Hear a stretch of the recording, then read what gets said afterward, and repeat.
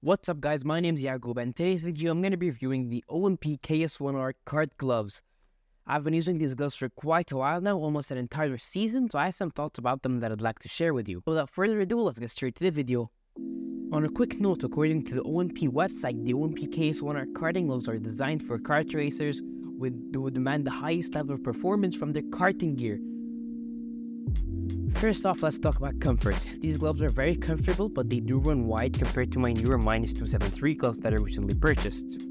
This does suck, especially if you have smaller hands like mine, so you should keep that in mind when purchasing the gloves. Despite all this, the gloves still are very comfortable and are flexible enough to a point where you have a very comfortable grip of the steering wheel when holding it tightly for long periods of time. Now let's talk about grip. When I first bought these gloves, grip was very good, although with time it seems like grip has started to wear down, and now it's at a point where I can't hold the steering wheel for long periods of time without my hand slipping off every now and then. This does suck because it forces me now to hold the steering wheel way tighter than I should, because with my driving style I like keeping my hand relatively loose on the steering wheel so I can feel more inputs coming through the wheel. Another thing to note is that these gloves get dirty very quickly. Generally, all karting gloves get very dirty with time, although these, specifically in the white color scheme, are very hard to clean. It isn't too hard to clean if you throw them in the washing machine, but definitely is something you have to keep in mind when purchasing the gloves. Also, their material seems not to be very durable, so I'm afraid with long periods of time, the gloves will actually start falling apart on the outside and just won't look very visually appealing.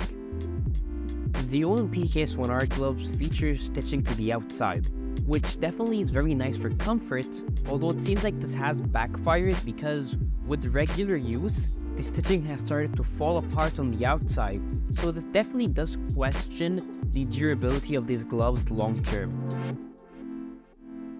Now let's talk about the price. These gloves cost about 120 United States dollars, which definitely is not cheap. While yes, they are nice gloves, I definitely don't think they're worth $120.